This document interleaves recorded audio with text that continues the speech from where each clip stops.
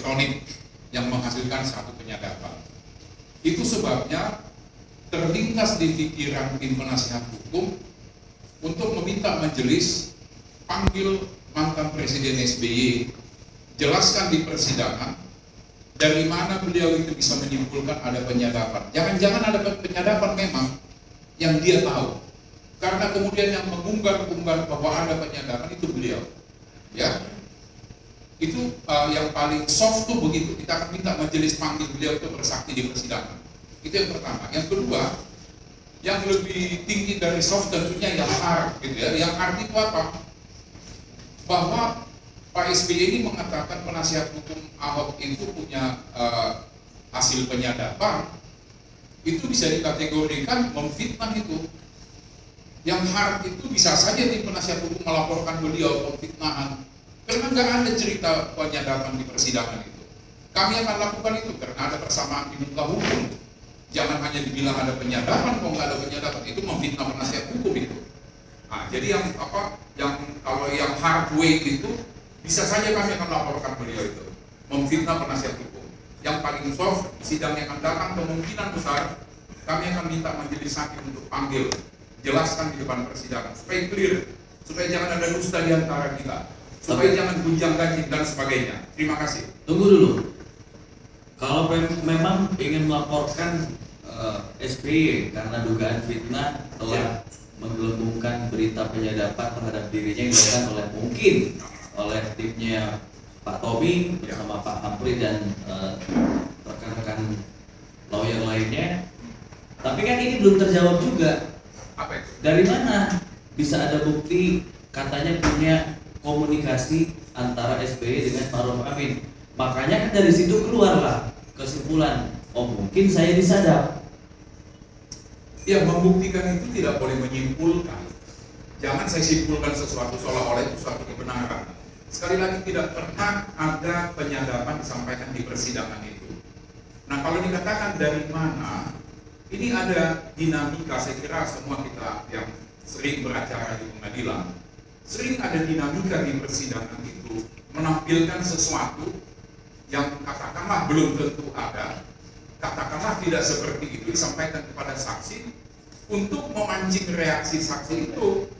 Bisa saja saya 30 tahun pengacara, kalau ada yang mengomentari tidak boleh bukan pengacara, jangan sampai anak TK ngajarin lulusan SMA kan gitu. Nah, jadi apa yang saya mau katakan, biar clear masalah ini, kebetulan ada Bung Roy Suryo di sini dari Demokrat, betul-betul kita akan minta majelis hadirkan SBY, karena beliau yang ngomong ada penyadapan, dan beliau juga akhirnya mengakui bahwa memang beliau itu nelfon Pak Kiai.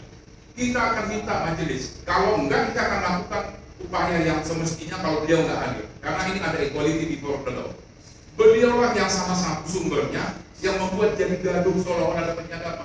Siapa yang ngomong penyadapan? Sehingga pertanyaan Anda dari mana asalnya menjadi tidak relevan lagi, karena benda itu kan tidak ada yang judulnya penyadapan. Sehingga menjawab dari mana asalnya. Kita bilang ada bukti itu macam-macam. Saya kasih contoh nih.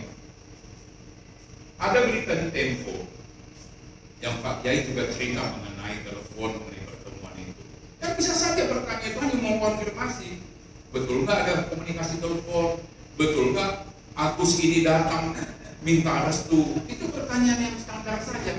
Tapi ketika kemudian digelembungkan menjadi ada penyadapan, yang ngomong penyadapan ini mesti dipanggil di persidangan. Tapi kan ini masalahnya rinci, Pak Hampri bilangnya SBY minta ada fatwa dari MUI.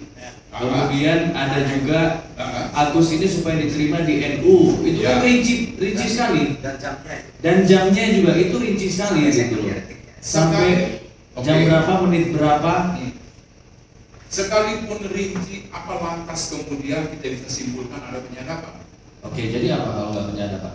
Ada bukti yang saya sudah katakan tadi bahwa memang tidak etis kalau saya buka di sini, karena kami harus serahkan itu terlebih dahulu kepada majelis hakim. Baru nanti mungkin kita akan bahas hal semacam itu. Nah, jadi tolong juga jangan jadi penyadapan ini menjadi sesuatu yang dimaknai physically ada penyadapan Pak SBY, nelfon Pak Kiai disadap-sadap, ada 10 poin 16 dan sebagainya.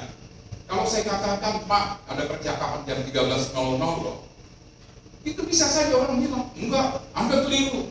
Bukan 13.00, orang saya nelpon jam 15.00 kok. Bisa saja reaksi seperti itu yang diminta. Dalam persidangan itu biasa saja. Jadi jangan juga menjadi sesuatu yang tabu. Yang saya mau katakan yang tertarik adalah Pak SBY harus jelaskan dari mana beliau tahu ada penyadapan itu. Ini kan jadi bergulir kemana-mana. Ada BIN, ada aparat negara dan sebagainya, mesti hadir. Kita kalau nanti kita akan press release lagi hadirkan. Kalau nggak kita akan laporkan pencemaran nama baik, mengatakan ada penyadapan ternyata tidak ada penyadapan. Oke. Kira gitu. Karena Bung Tommy juga tadi sudah nyenggol-nyenggol Mas Roy, apalagi akan melaporkan bahkan menghadirkan Pak SBY untuk dihadirkan pengadilan.